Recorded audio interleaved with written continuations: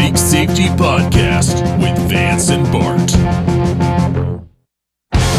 a trap, and there's no comfort fitting in a fake safety that no one believes in.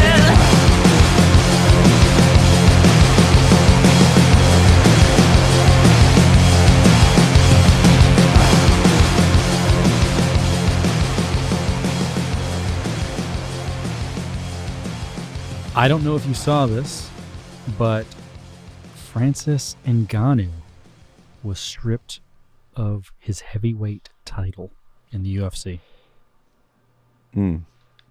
Was he wearing anything else? I think a loincloth. Is he cool with that, you think? No. No, he is not. We kind of know he's had beef with the UFC over the fighter pay and all that. It's not been a hidden, an unsaid thing. It's definitely been out in the open. I think the UFC had to make a calculated decision, and it's what they deemed the best business decision they could make at the time. Do I agree with it? I really, as much as I want to say, like, I could see why somebody would say yes and why somebody would say no. But I think there's probably a lot of things behind the scenes on probably both ends of this argument that we can't know. Well, I think there are three things at play. There's whether they do business like that. There's whether they should be allowed to do business like that. And then there's whether it makes good sense for them to do business like that. So regardless of whatever side you're on the latter two, the first one I think is pretty clear because Francis did have a comment about this, and he said, and I quote, "I asked for sponsorship, I asked for health insurance, I asked for a fighter advocate. Somebody in the board meeting that would advocate for the fighters. They said no. They said they don't do business like that." So he's even acknowledging that they don't do business like that. He's not saying that there weren't offers made. No, I mean, he had a pretty big hand to play, being that he was champ and he was going to bring a draw of a significant portion of money to the UFC by continuing to fight. So he had a pretty damn good hand to fight for the things that he wanted. And I think that the UFC probably didn't take that lightly. They probably factored that into their decision very much so. But they made the decision they made. Whether it's the right decision, whether it's going to backfire on the UFC, only time can tell. But I don't think that in this case there was like corporate guys in their corporate-y leather couches smoking their corporate-y pipes. The cartoon boardroom. Yeah, talking about how they're going to screw over fighters and whatnot. I think it was just they weighed all their weighed all their options and made a calculated decision, and it may pay off, it may not. Well, very similar to what you and I were talking about in the pre-show about things of a binary nature, whether it be a 0 or a 1. I think you can think that it's good for someone to have negotiating power and be sticking it to the man while also recognizing that a union is probably not the best way to do that. Because I think everyone makes it one way or the other. I think everyone makes it that if you are anti-union, that means that you're in this particular case, like a UFC bootlicker. Oh, right. Yeah. You're a corporate shill, but we all know that. I say we all know, but I think most of us know that today that that whole union good guy corporation bad guy is a joke. It's it's all they're all in bed with the government. It's all out. It's just the guy. It's just the regular guys that are getting bled dry. They're all just getting their piece. The UFC, there's been talk about fighter unions and stuff like that, but that's just somebody coming in to take a piece of what's being divvied out. The unions they get paid, whether the dues that are paid by the fighters or whoever in the union, and I'm sure they get some sort of kickback from management to not push certain things. And then, of course, politics plays in because government officials need the backing of the union, so they create laws that help it or whatever. But none of this is helping the fighters. UFC in its own is creating a valued workforce that I mean, apparently these people seriously want to be in the UFC, most of them, and it seems to be worth it. They've trained their ass off forever to get these opportunities, so they've valued it as a good career path.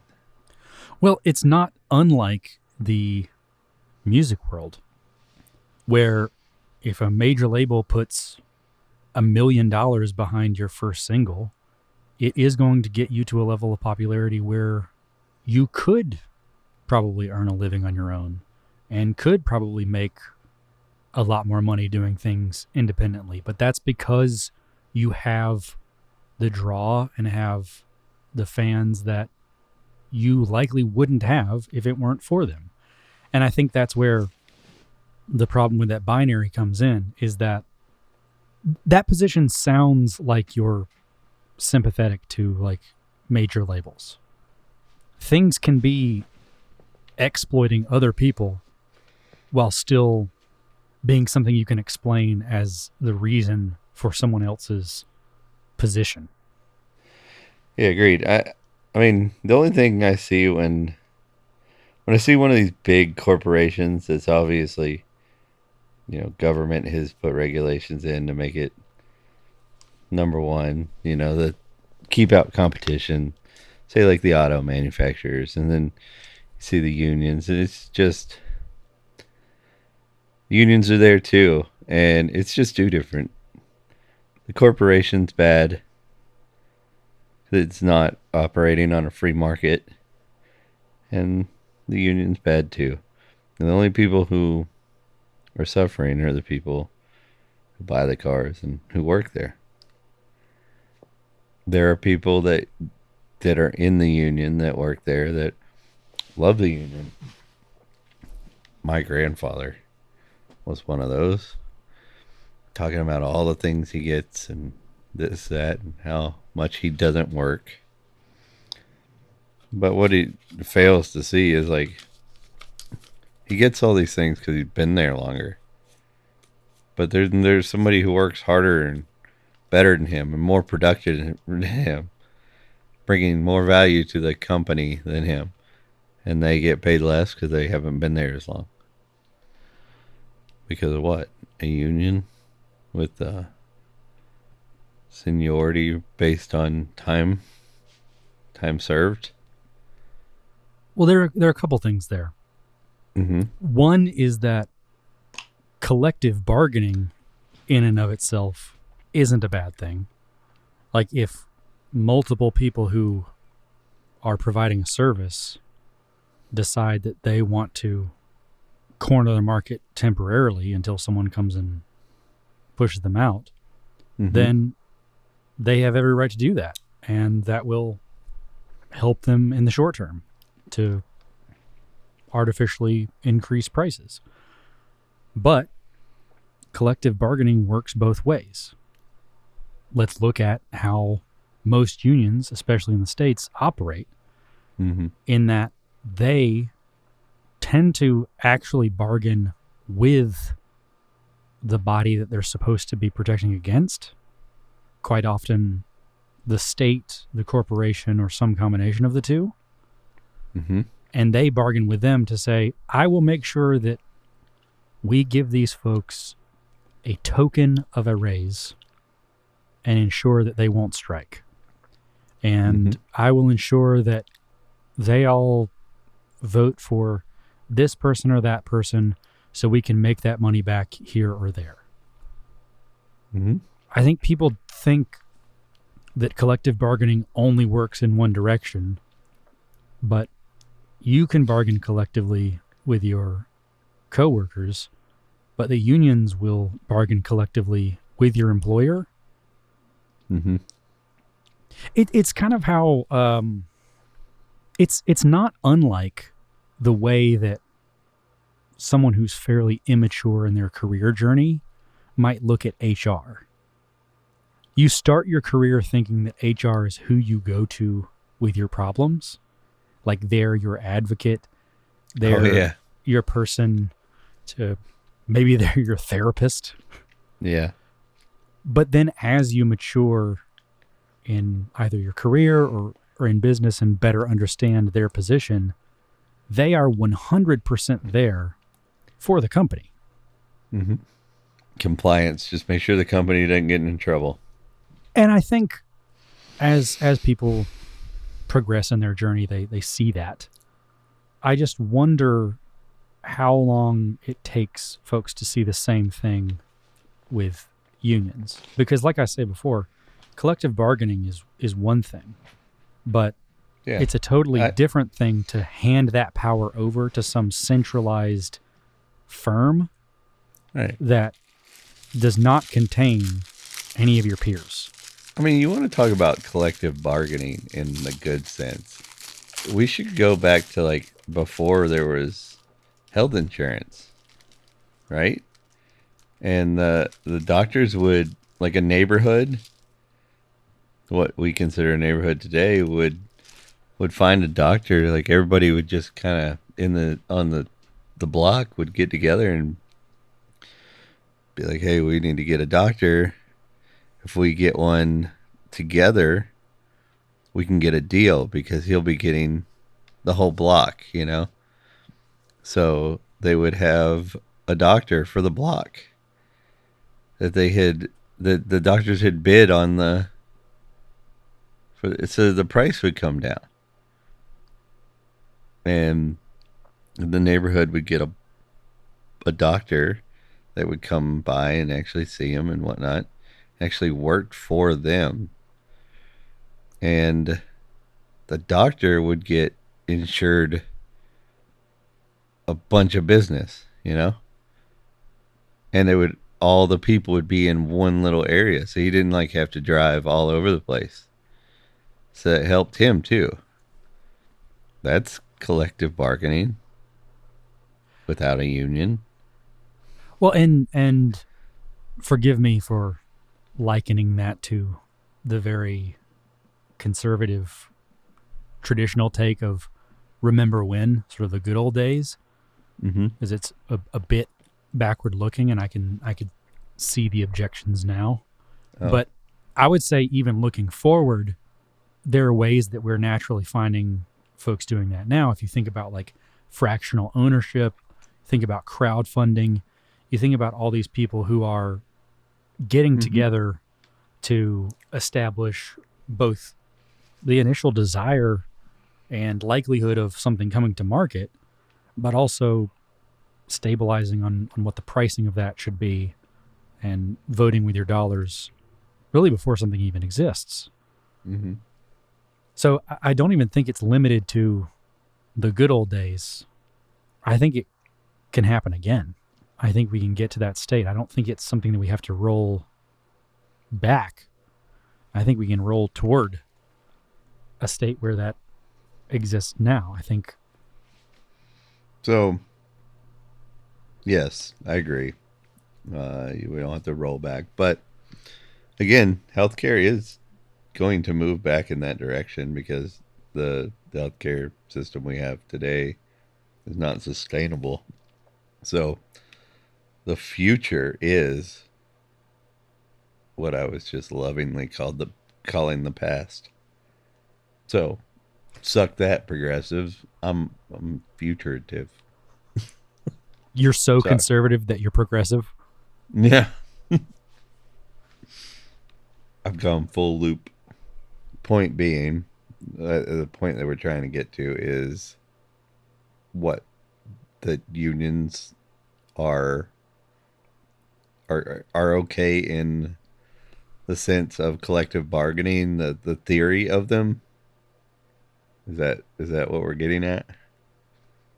Well, I Because I think don't know how much that's true because there's so many things that we do where you're like, we call it what? How many people say that communism is works on paper? That statement doesn't even make sense either. That statement doesn't make sense on paper. Because what do you mean by it makes sense on paper? You can write anything. If you spell it correctly, it makes sense. I think you know the spirit of what that's saying, but it's the idea that humans are infallible is when communism works. Does communism work as a way of structuring human society? No. I mean, if you take out humanity, it does. But that's kind of the point, right? You know, I'll actually be a bit more generous to communism. I don't think it even has to be that humanity's infallible. I think it would just mean that humans are consistently flawed. Yes, they have to be drones. I mean, communism is an ant farm. Is how ants structure their societies, bees or whatever. You're born into a job, you do that job, and you die. It's for the betterment of the whole. The whole being the hive. Now, on its face, is that bad? It it isn't bad if you're a bee. That's what you want to do. But as a human, humans are individuals and they want individual things. So, no, you're just talking about uh, a ruling class telling everybody else what they have to do for the so-called betterment of the organism. But the humans, again, like I was saying, they want individual things. They aren't a queen bee because a queen bee doesn't desire anything. It just drones on doing its job until it can't, and then the bees kill her. You know. So the Yeah, people in they bring power, in her replacement, which she often doesn't even know about. right? So a human can't be a queen bee either, or a worker bee, because of their sense of self. In that way, the bee is far more noble than a human, because a queen bee is truly doing her part for the colony. Yeah. Like the power never goes to her head. Like she never. Right. You But don't see queen bees getting so drunk with power that they destroy their colony. no, you don't.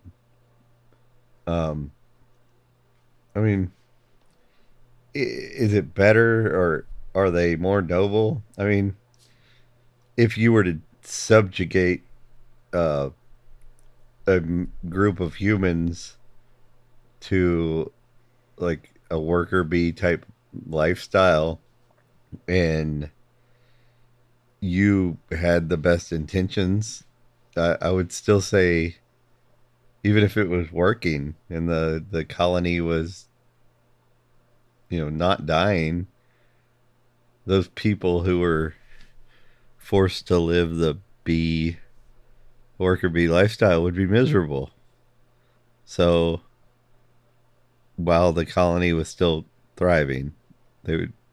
I'm giving them the best, outtake is say, let's say the colony's still thriving, but if you're forced to do a job, we all know that most of us, if we're told this is the job you're going to do, and that's what you're going to do until the day you die, and we didn't get a choice in it, we're miserable. So while it is good for the bee colony, I still think thriving and being a good idea or a positive thing are two different things. While they may go together most of the time, when you're thriving, you're typically under a more free type situation. Um, they're not necessarily, they don't necessarily have to go together. Going back to if we add humanity back in, because bees, kind of like what you were saying before, are closer to computers than they are people. So if we add the humanity back in, where we're not only deeply flawed, but we're inconsistently flawed in that different people have different needs and different desires and different levels of neurosis. Mm-hmm. All sorts of factors that at play here. And maybe that just means the people who are hopeful about something similar to a bee colony happening in our own society, maybe those people are less selfish than we are, and they're projecting their level of selfishness onto that. And maybe they truly are noble. Maybe they're not just smug. Or maybe they are more selfish. And they think, oh, everybody's as selfish as me. So if the government doesn't force us to do these things, we won't. Nobody will. An equally valid take. Mm-hmm. But I think, again, adding the humanity back in, we can't look at what's on paper. We can't look on what bees do. We can't look at what computers do. I think we have to look practically at how these things actually play out. And fortunately, or unfortunately, depending on how you look at it, we've had at least a good century or so of the state subsidizing, or at the very least influencing, unions. And we've seen what that leads to. Yeah, Pittsburgh. Do you care to enlighten our listeners on what that means?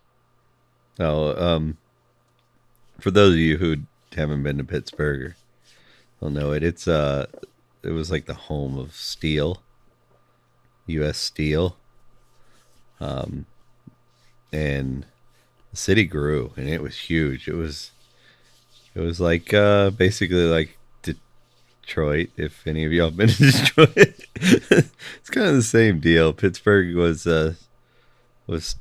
kind of went the same path as Detroit. When the steel industry died here in the U.S., the city went to shit, and excuse my language, but to the point that if you, I've been going to Pittsburgh since I think my first memory of going there was 4 years old, and they have been doing road construction the entire time that I've been alive. So that's 38 years. It's because there's no other work there. So the government is subsidizing people. So people who don't live in the city are paying for these constant road construction. So people who live in the city will have job or whatever. But it's the only industry going really there. It's a pretty poor rundown place. There's just a bunch of dilapidated old steel mills. And that's where my grandfather worked that I was talking about was so pro-union. He worked at the steel mills. Well, I think we see a lot of those examples in the U.S. I think some of the most like pro-union arguments tend to be in the trades. Yeah, you see that, people think about like union electricians, right? Yeah.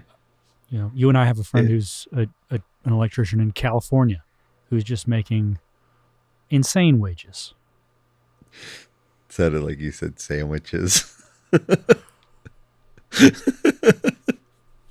He can indeed afford many, many sandwiches. I think that's a great name for a sandwich shop. In sandwiches. Insane. In sandwich. That has to exist already, right? Yeah. Yeah. But anyway, we see folks looking at those cases as an example of ludicrous wages. Okay. And I would have to say no. But there are ludicrous wages being paid, but if, let's say, they're not being subsidized, the company itself, there's still that value there. It's just that maybe not the right people are getting it. So like I was saying before, it's about how long you've been there or whatever, not how good you are, how much extra you do around the place or whatever. It's just how long you've been there. So the people that are actually creating the value that are creating more of the value don't have any way of being noticed financially for doing so because of the union. So it discourages that kind of behavior, and that's typically why by the time you get out of the union, you're like, the people who are retiring, they're just all finding ways to not work or not do something. Because it discourages that go get it mentality, the unions, at least in the trades. And I have firsthand experience with this, so if you feel differently about it in the chat, go ahead and explain to me why I'm wrong. There's another perspective that is admittedly hard to prove, but it could be theorized that they would actually be making even more if it weren't for the unions. I would say it's a pretty good possibility, since the cut that the union takes is a pretty substantial cut, typically. The reason I say that is because quite often when we see any role that we have here in the States that's not quite unionized, and we see the union equivalent elsewhere in the West, those wages are paltry. As an example, if we look at like doctors in Germany, in the trade unions there, I think a lot of folks would look at them and say, wow, these doctors are making so much money. The union just got them $100K salary. And that probably seems like quite a lot if maybe your national average is $65, $70, maybe $80,000. And if you get $100K for being a doctor, that seems impressive. That seems high. But all you have to do is look to the U.S., where, while doctors have various different actual unions and boards and groups and things that they're a part of, they don't actually have like a trade union in the traditional sense. Mm-hmm. And most of them tend to make triple that. In fact, I know a few that have their own practice and who make in the millions if they do it right. At that point, they're no longer really a doctor. They're actually more just a business owner. So there are other things at play, and you have to have skills beyond being a doctor. But point being, if you just go just to the regular sort of just wage versus wage, we see those as high if you're just looking at the average German citizen. But if you see that it hasn't kept up with inflation and that all you have to do is cross an ocean to make triple that amount, all of a sudden that doesn't seem so high. All aboard the Titanic, motherfucker. Worked out for them. I see it here. The trade that I'm in, the cranes, the union for the tower cranes here in the southeast is not got the same type of government assistance, so they don't have the market on lock. So what you see is a couple of what you would consider super good benefits that are hard to get outside of the union, and then a lot less money if you're in the union. So if I were in the union, I would be paid $36, I think, dollars an hour, or 34. I think it's 36. Anyway, whereas non-union, the going rate for a non-union crane operator is about 55 an hour now. And then half the time you can negotiate in per diem and for your vacation time to start right away and all that. You just got to ask. I mean, I always negotiate my price. I'm going to work for a new guy. I don't say like, I don't know, what do you pay? I mean, I did that when I was a kid. Didn't know any better. But now I'm like, oh, what do most people I talk to are getting paid, let's say $50 an hour. Well, can I get 60 and per diem? But you live in town. All right, 60 and $400 per diem. You know, I mean, the unions, that's what they're supposed to do, is negotiate, but they don't negotiate. They don't negotiate for you. They've already negotiated whatever the job. So they're not helping you. There's nothing about it that's geared towards you. When you pay them dues, you're not special.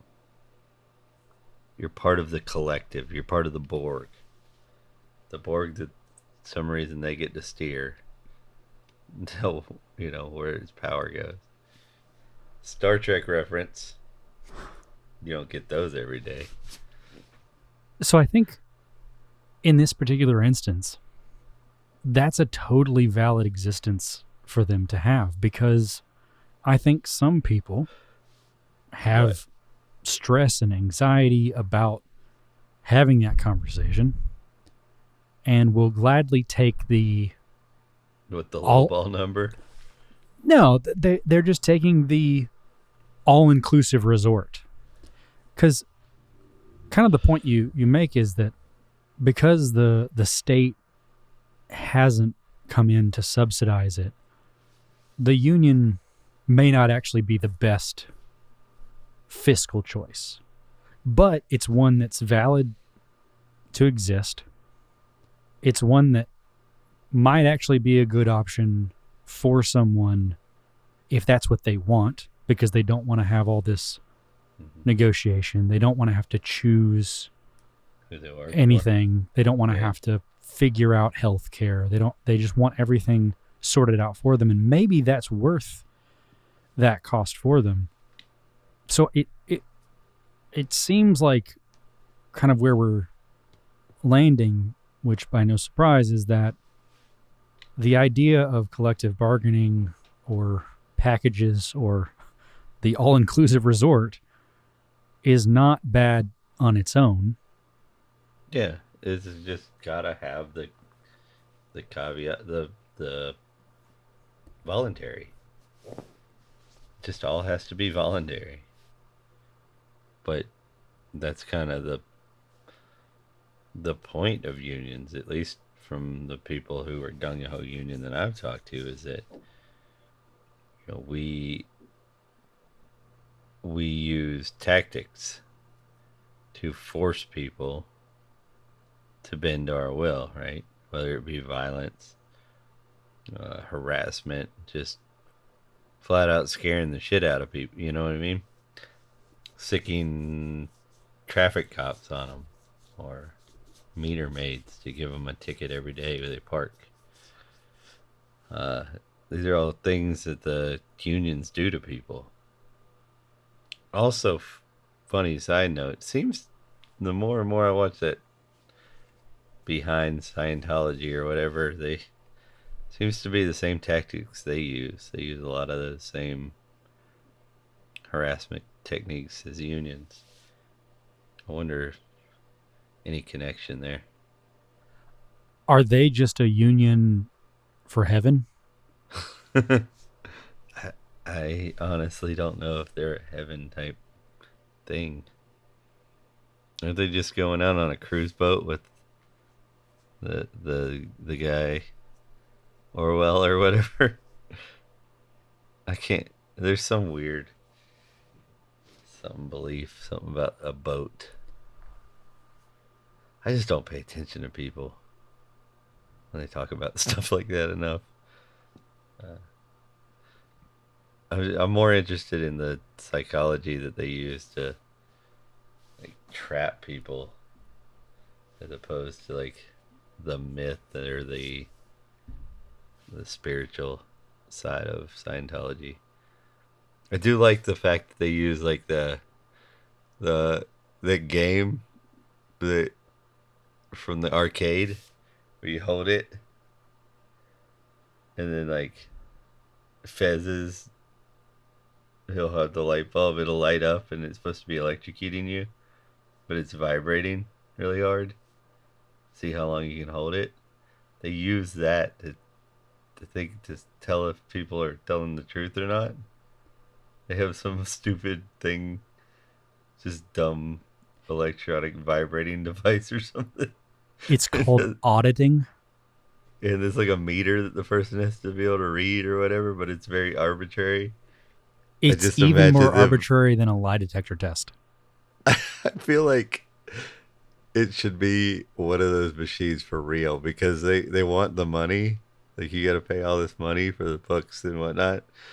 I feel like there should be like you put your coin in the slot and then you hold hold the thing. You should at least get tickets afterward. Right. If you held it long enough. Little side note about that. I lived near Clearwater. And I mean, I knew that Clearwater was like the older downtown section was over here, and then like everything else was over on the other side. But I never knew why. I didn't know it's because of them. Like, somebody wants to be near them, so all the businesses left that side of Clearwater. They're the smelly kids. So if the majority of mainstream America can recognize the insanity of Scientology, Then why can't they understand the insanity of somebody throwing a brick at me because I'm putting up a sign after 4 p.m. when I should be off work? Out of the idea is if you work overtime, too much overtime, you're stealing somebody's job. That would be the way they justify that. Throwing a brick at somebody who's just working to have enough money to make a car payment. Yeah, if they're using the same tactics, what does that mean? Either Scientology is really good, like unions, or unions are really bad, like Scientology. It's a trap, and there's no comfort